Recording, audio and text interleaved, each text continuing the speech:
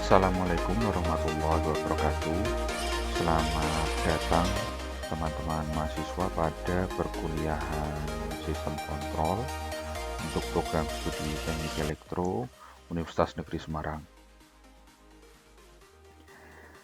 Pada kesempatan kali ini kita akan membahas tentang konsep dan jenis sistem kendali. Pada perkuliahan kali ini, kemampuan yang diharapkan oleh peserta adalah yang pertama, mampu menjelaskan konsep sistem kendali dalam perspektif sebuah sistem, dan juga mampu menjelaskan jenis-jenis sistem kendali dan disertai dengan contohnya pada kehidupan sehari-hari. Untuk lebih jelasnya, silahkan teman-teman mahasiswa mencermati di RPS yang telah dibagikan. Kemudian untuk mengawali, ini ada sedikit review ya. Jadi kita mereview apa itu definisi sistem. Suatu sistem itu adalah kumpulan beberapa komponen yang saling berinteraksi untuk melakukan suatu tujuan tertentu. Nah, komponen-komponen pembentuk sebuah sistem itu sendiri adalah yang pertama ada input, kemudian yang kedua ada proses, dan setelah itu ada output. Nah, untuk sistem, setelah kita mengetahui bahwa sistem itu memiliki 3 komponen, selanjutnya kita bisa lihat contoh sistem yang ada di sekitar kita. Misalkan di sini ada kipas angin. Jika sebuah kipas angin kita lihat dari perspektif sebuah sistem, maka kipas angin memiliki input berupa tegangan listrik atau besaran listrik ya. Kemudian output dari sistem kipas angin ini adalah kecepatan putar dari kipas. Nah, sedangkan proses yang terjadi di dalam kipas angin ini adalah perubahan energi listrik menjadi energi mekanik. Contoh yang lain di sini ada lampu. Nah, lampu itu inputnya berupa tegangan listrik, kemudian outputnya adalah cahaya, kemudian prosesnya adalah perubahan energi listrik menjadi energi cahaya. Nah, ini untuk lampu. Nah, kemudian ada lagi contoh sistem yang lain mungkin adalah kompor gas. Jadi, kompor gas ini jika kita lihat dari perspektif sebuah sistem, inputnya adalah bahan bakar gas atau LPG itu sendiri, liquid petroleum gas. Kemudian outputnya adalah api, yang api tersebut dapat kita ukur suhunya atau kita rasakan panasnya. Nah, prosesnya sendiri adalah pemanasan atau pembakaran. Nah, ini beberapa contoh ya, beberapa contoh sistem yang ada di sekitar kita. Nah, kemudian kita mulai memasuki konsep dari sistem kendali itu sendiri. Nah, kita telah mengetahui bahwa sistem ini memiliki input dan juga memiliki output. Nah, ketika kita membahas sistem kendali, maka sistem kendali adalah suatu mekanisme yang bertujuan untuk mengubah kondisi keluaran dari sistem sehingga memiliki kecenderungan keluaran sistem tersebut sesuai dengan kondisi yang diharapkan. Nah, jadi kita menentukan nilai yang cocok atau nilai yang appropriate untuk input dari sistem tersebut, sehingga kita mendapatkan output atau keluaran dari sistem tersebut behaves like what we want. Jadi output tersebut berlaku seperti atau output tersebut memiliki perilaku atau memiliki respon sesuai dengan yang kita harapkan atau kita inginkan. Nah, ini konsep sistem kendali secara umum seperti ini. Nah, kemudian mengapa sih kita perlu belajar sistem kendali? Nah, sistem kendali itu sebetulnya membantu dalam menyelesaikan banyak permasalahan di bidang engineering. Sehingga bisa kita katakan cakupan aplikasi ilmu tentang sistem kendali ini sangat luas. Nah, sebagai contoh di sini untuk mechanical engineering problem, passive damper diganti dengan active controllable electromagnetic damper system. Nah, jadi ini adalah sistem suspensi yang konvensional, yang biasa. Nah, kemudian ketika kita menerapkan teori sistem kendali, dalam hal ini merancang pengendali ya, merancang pengendali untuk sistem suspensi itu, dan pengendalinya adalah di sini berbasis elektromagnetik untuk menggantikan passive damper yang ada di sini. Nah, ini sebagai contoh saja. Ternyata di mechanical engineering problem itu juga menerapkan sistem kendali. Nah, kemudian sekarang tentang civil engineering problem atau permasalahan di bidang sipil. Contohnya di sini adalah ada sebuah gedung. Nah, ada sebuah gedung yang dia dilengkapi dengan pengendali untuk mengantisipasi adanya gempa. Nah, jadi mungkin teknologi ini digunakan pada teknologi bangunan yang mampu tahan gempa. Nah, sebagai contoh di sini ada 3 prototipe gedung yang sebelah kiri ini tanpa ada pengendali sama sekali, tanpa ada kontrol sama sekali. Kemudian yang bagian tengah menggunakan passive control dan yang bagian kanan menggunakan semi-active control. Nah, di sini bisa kita lihat bahwa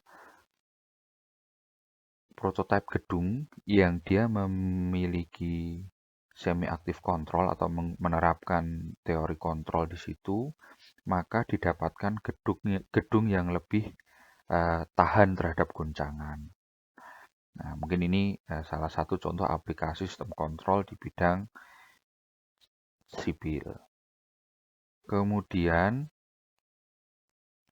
ada lagi instrumentation problem in industry. Jadi sebagai contoh ya di sini ada yang namanya frying machine. Jadi ada mesin yang digunakan biasanya oleh beberapa pabrik yang menghasilkan produk-produk makanan seperti chips, seperti itu ya, kentang. Jadi beberapa olahan gorengan yang biasa kita ketahui itu di situ memiliki frying machine. Nah, untuk frying machine ini di situ ada prosedur pengendalian temperatur. Nah, jadi di situ memanfaatkan teori sistem kontrol itu sendiri untuk mengendalikan temperatur minyak sehingga proses penggorengan itu menjadi optimal. Nah, kemudian di sini di bidang robotik atau aerospace mungkin ya, ada penelitian yang dilakukan oleh University of Tübingen. Ini dia melakukan automatic take-off, tracking, and landing of a miniature UAV on a moving carrier vehicle. Nah, di sini dia mengaplikasikan teori kendali untuk melakukan take-off, tracking, dan juga landing yang didasarkan pada kerjasama antar dua vehicle. Nah, ini contoh ilustrasinya seperti ini.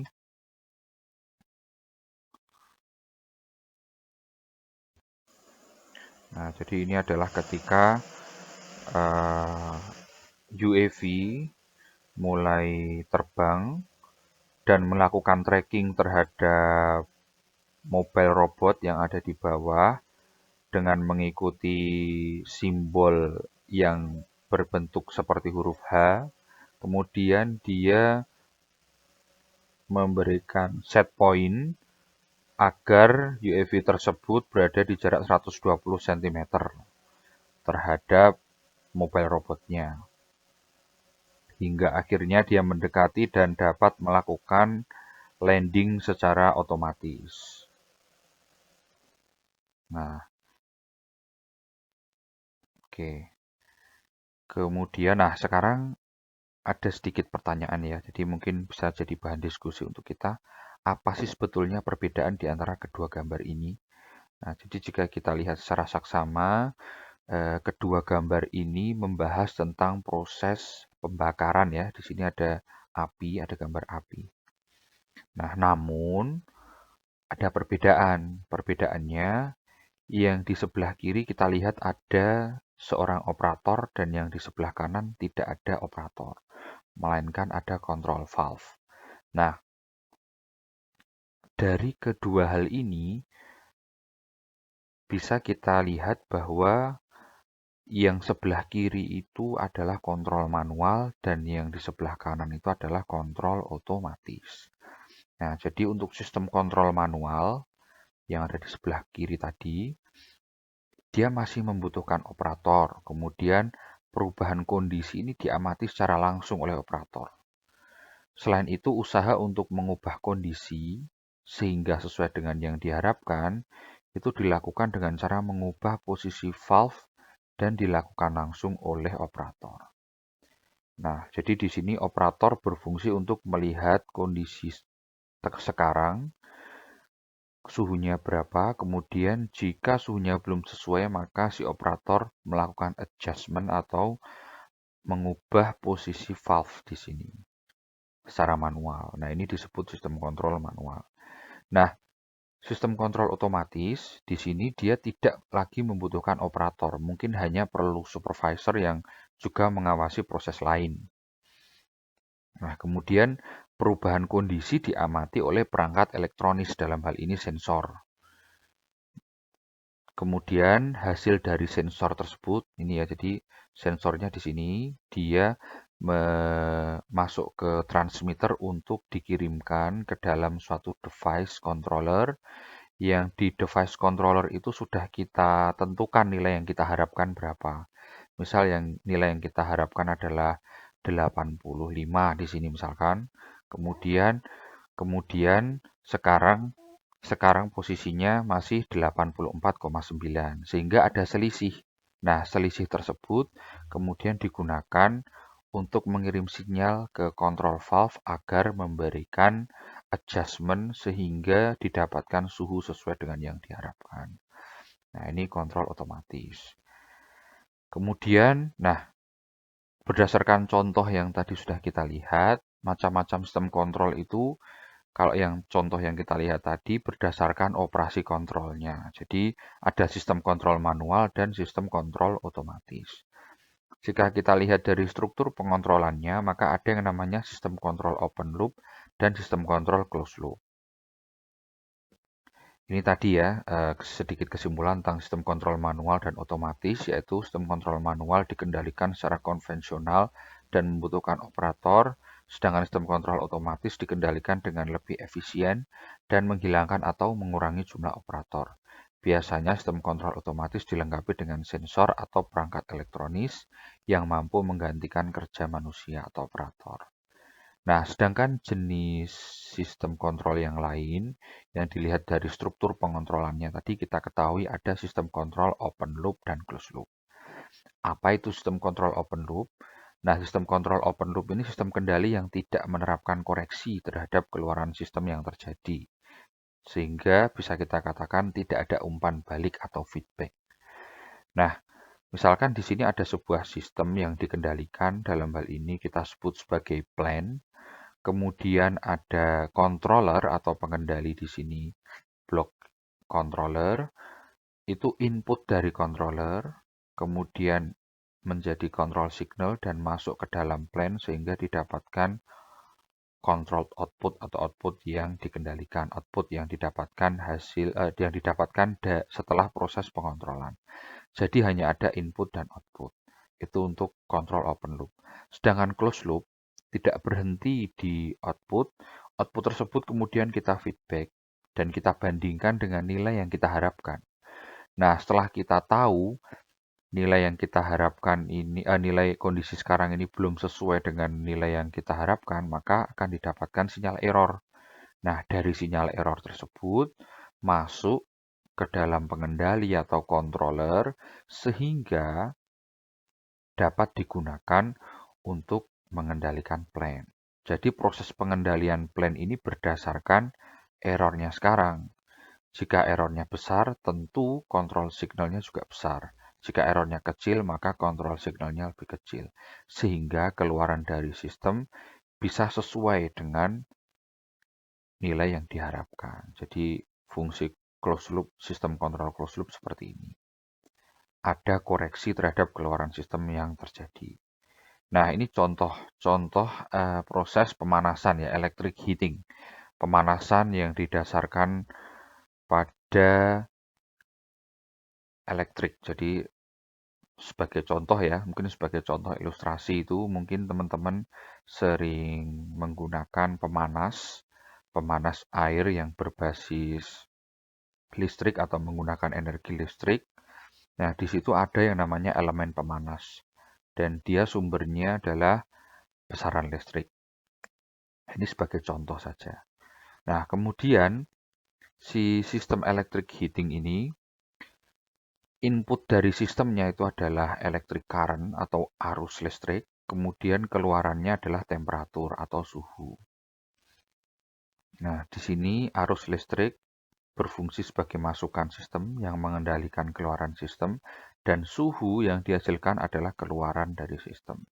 Tidak ada proses koreksi. Sekarang suhunya berapa ya? Kemudian kita tentukan besaran arus yang masuk. Tidak ada. Ini namanya open loop. Nah, kemudian closed loop pun ada yang manual dan ada yang otomatis. Nah, kalau closed loop manual, nah kira-kira kita membutuhkan operator nih. Nah, jadi si operator ini langsung memberikan prediksi kira-kira suhunya sekarang sudah cukup atau belum. Kalau belum cukup nanti dilakukan adjustment. Nah, bisa menggunakan on off misalkan. Kita gunakan on off. Oh, ini udah panas nih, kita matiin dulu. Oh, ini belum panas nih, kita nyalakan lagi. Nah, contohnya seperti itu. Ini closed loop manual, masih menggunakan on off. Nah, pada closed loop manual ini mungkin sama seperti tadi ya, sistem kontrol manual ya. Jadi dia masih membutuhkan pengecekan oleh operator. Tapi sudah ada umpan balik dan umpan baliknya itu adalah pengecekan oleh operator. Nah, sedangkan closed loop yang otomatis, operator tadi digantikan oleh sensor. Nah, kemudian si sensor dia langsung mengirimkan sinyal untuk dibandingkan dengan nilai temperatur yang diharapkan, didapatkan error, kemudian error masuk ke controller untuk mengubah arus yang masuk ke dalam heater tadi. Nah, jadi pekerjaan operator yang ada di closed loop manual tadi digantikan oleh temperatur sensor. Nah, kemudian setelah tadi diberikan contoh ya tentang electric heating, contoh sistem kendali open loop dan closed loop untuk sistem electric heating. Nah, selanjutnya silahkan teman-teman cari 2 contoh sistem kendali yang ada di sekitar teman-teman, kemudian tentukan contoh tersebut termasuk jenis sistem kendali yang mana, apakah sistem kendali open loop, sistem kendali closed loop, ataukah sistem kendali otomatis atau sistem kendali manual. Silahkan berikan argumen teman-teman. Nah, kemudian teman-teman bisa menyampaikan jawaban dalam bentuk teks, audio, ataupun video. Masing-masing individu boleh mengomentari hasil pekerjaan dari individu yang lain. Sebelum menjawab atau menanggapi pendapat teman, sertakan nama dan NIM. Kemudian penilaian diskusi ini akan didasarkan pada keaktifan dan juga ketepatan dalam menanggapi persoalan. Waktu memberikan respon diskusi dibatasi hingga perkuliahan berakhir. Nah, jadi asesmen formatif yang pernah dijelaskan di RPS untuk pertemuan kali ini diambil dari keaktifan dan ketepatan teman-teman dalam merespon diskusi yang disediakan. Nah, oke, untuk memberikan kesimpulan, jadi apa yang telah kita pelajari hari ini, yang pertama, sistem kendali atau konsep sistem kendali ini sendiri adalah suatu mekanisme yang bertujuan untuk mengubah kondisi keluaran dari sistem sehingga keluaran tersebut cenderung sesuai dengan kondisi yang diharapkan. Kemudian yang kedua, pentingnya mempelajari sistem kendali adalah karena sistem kendali membantu dalam menyelesaikan banyak permasalahan di bidang engineering. Beberapa contohnya tadi sudah dijelaskan. Kemudian berdasarkan operasi kontrolnya ada sistem kendali atau sistem kontrol otomatis dan manual. Kemudian berdasarkan struktur pengontrolannya ada sistem kontrol open loop dan closed loop. Oke, itu penjelasan dari saya tentang konsep dan jenis sistem kendali. Terima kasih, sekian dan tetap semangat.